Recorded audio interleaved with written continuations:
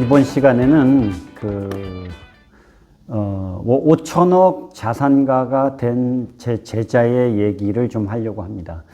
그 제자를 통해서 제가 무엇을 깨달았는지, 그리고 어떻게 인생을 살아야 됐는지 좀 변화가 됐습니다. 사실은 우리가 5천억 자산가가 된다라는 건 말도 안 되는 소리고 너무나 엄청난 얘기일 수도 있잖아요. 그런데 가까이에 있는 제 제자가 이렇게 많은 돈을 벌게 되었고 지금은 아주 여유롭고 풍요롭게 잘 살고 있습니다. 자식들도 100억대 이상의 자산가가 되어 있었습니다. 이제 갓 30살도 안 된 자녀들도 100억대 자산가가 된 거예요. 자녀들이 심지어는 100억대 자산가가 되고 나서 이제는 대학교에서 박사학위 과정을 밟던 과정도 그만뒀다고 합니다. 돈을 벌기 위해서 박사학위 따는 것은 큰 의미가 없다는 생각이 들어서 그렇게 했다고 하거든요.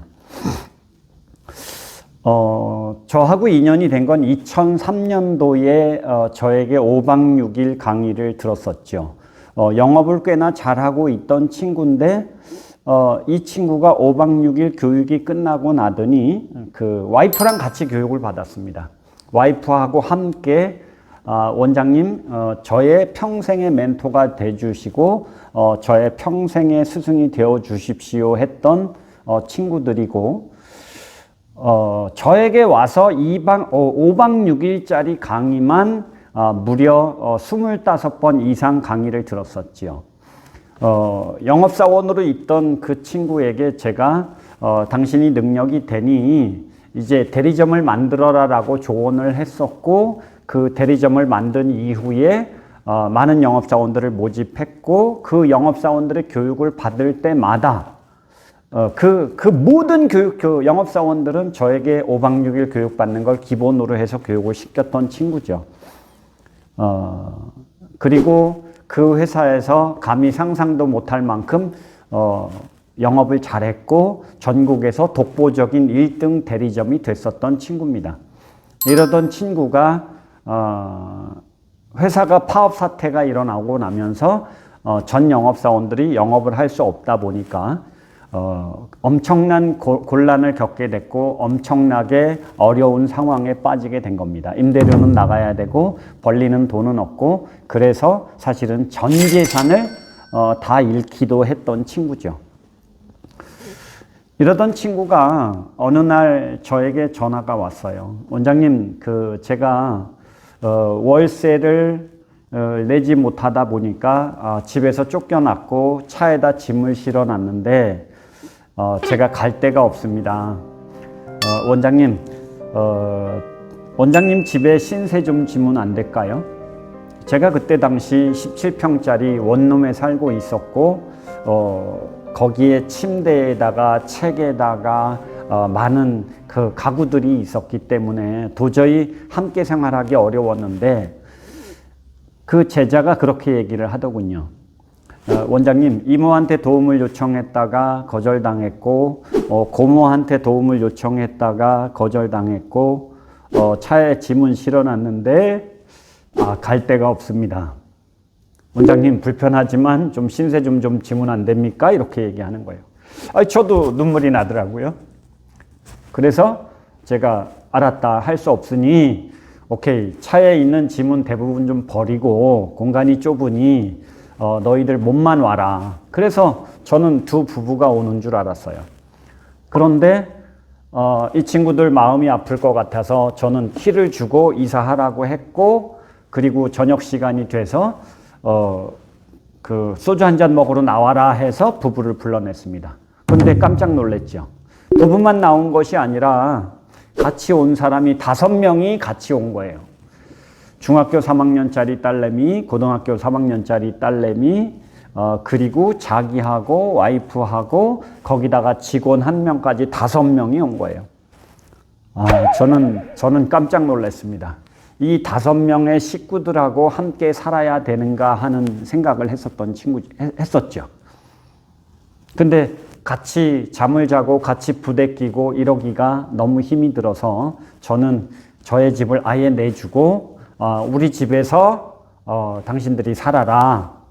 그리고 나는 옷이 필요하거나 불편한 것이 있으면 낮에 내가 와서 옷을 갈아입고 이렇게 비즈니스를 할 테니 여기서 살아라. 그래서 이 친구들이 3개월 동안 저희 집에서 살았던 적이 있었던 친구들입니다. 근데 이 친구가 무려 10년 만에 5천억 자산가가 된 거예요.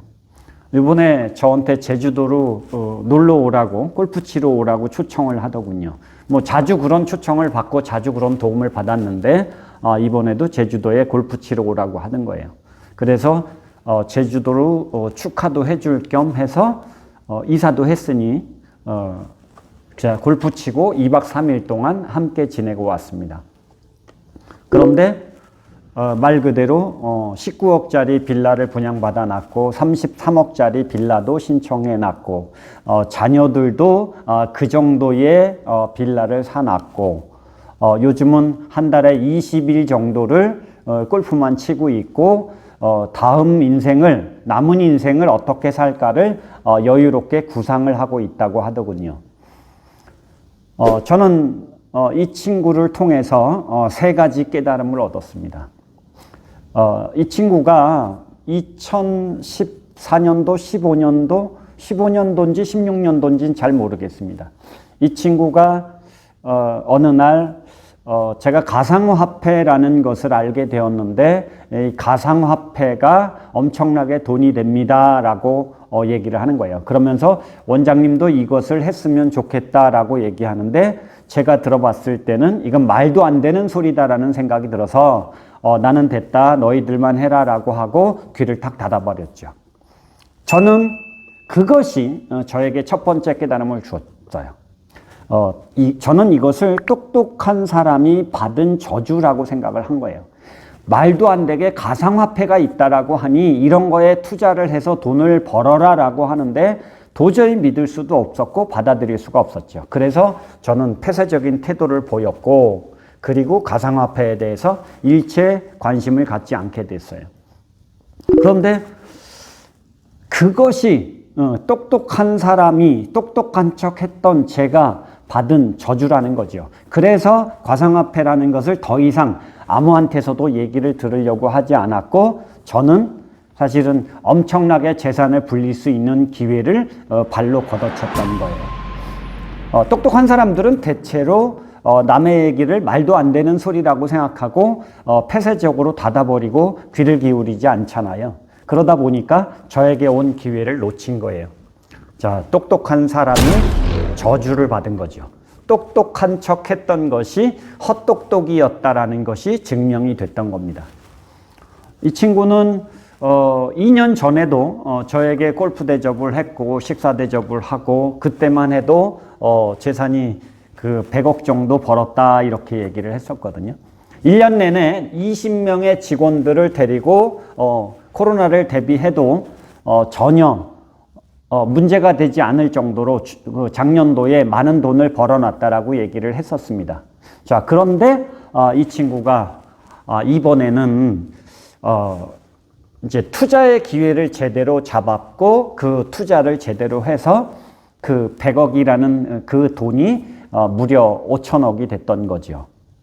저는 이 친구가 했던 가상화폐 그리고 이 네트워크 마케팅 방식으로 일을 해서 30억을 시드머니를 만들었고 그 시드머니를 가지고 100억으로 불리는 일을 했고 그리고 그 100억을 가지고 좋은 투자처를 찾아서 투자를 해서 이것이 5천억이 된 실사례들을 정확하게 다 얘기를 들을 수 있었습니다.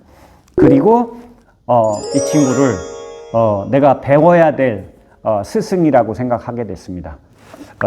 청출어람의 어떤 사례가 아닐까요?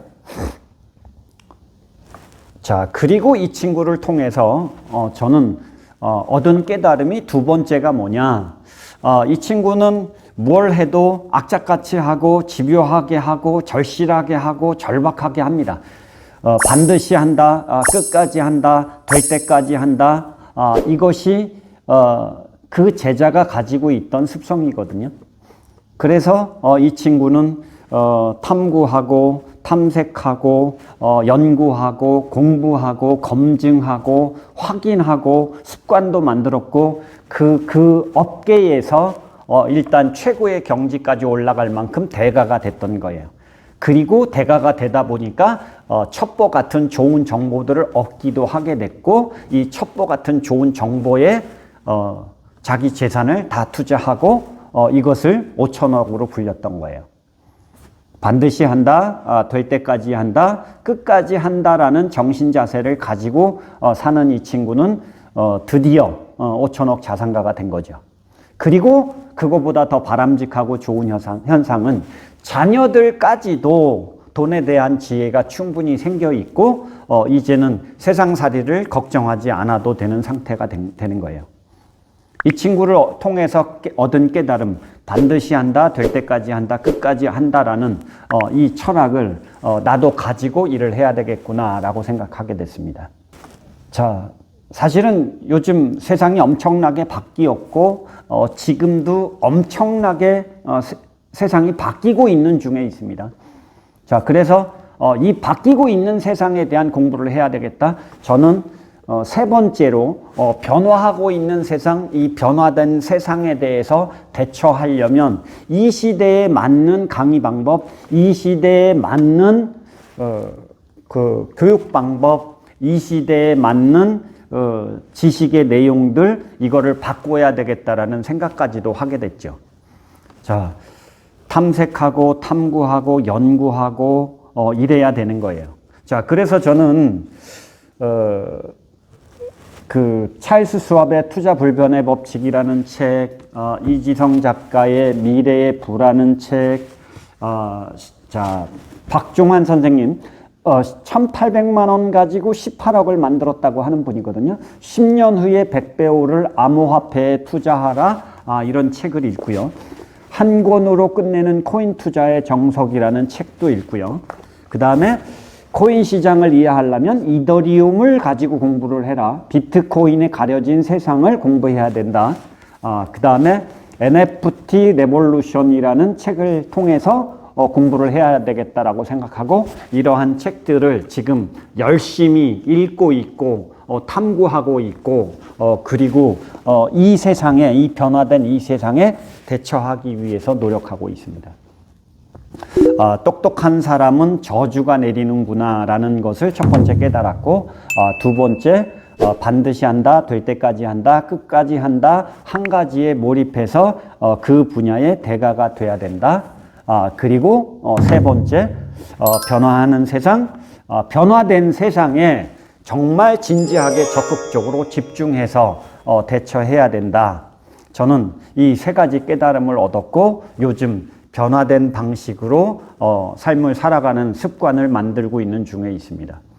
자, 그리고 지혜롭게 투자하는 방법. 그래서 이제 요즘은 강의 내용 중에 3년 만에 30억 자산가가 되는 방법, 그리고 투자를 잘하는 방법, 이거에 대한 준비도 습관도 되어가고 있으면서 이런 것들을 제자들에게 강의하기 시작했죠. 저는 사실은 여러분들도 어렵지 않게 3년 만에 30억, 5년 만에 50억, 100억, 5천억의 자산가가 될 수 있다라는 희망을 가까운 제자를 통해서 받습니다. 여러분, 이제는 여러분의 차례 아닐까요? 여러분도 5천억 자산가가 되고 싶지 않으세요? 도전하십시오. 아무것도 하지 않으면 그것이 우리들의 미래를 암담하게 할 겁니다. 자, 우리가 코인에 대한 공부를 지금 하지 않는다면 10년 후에 땅을 치고 후회할 거다라고 합니다. 그래서 저는 이 세상에 대해서 깊이 있게 파고들기 시작했고 그리고 코인 투자도 시작하게 되었습니다. 그리고 나름대로 어마어마한 것을 발견했어요. 코인이라는 것이 이렇게 가치가 크구나. 네트워크 마케팅이라는 것이 이렇게 가치가 있구나. 여러분, 이런 일을 함께 하고 싶고 함께 습관을 만들고 싶지 않으세요?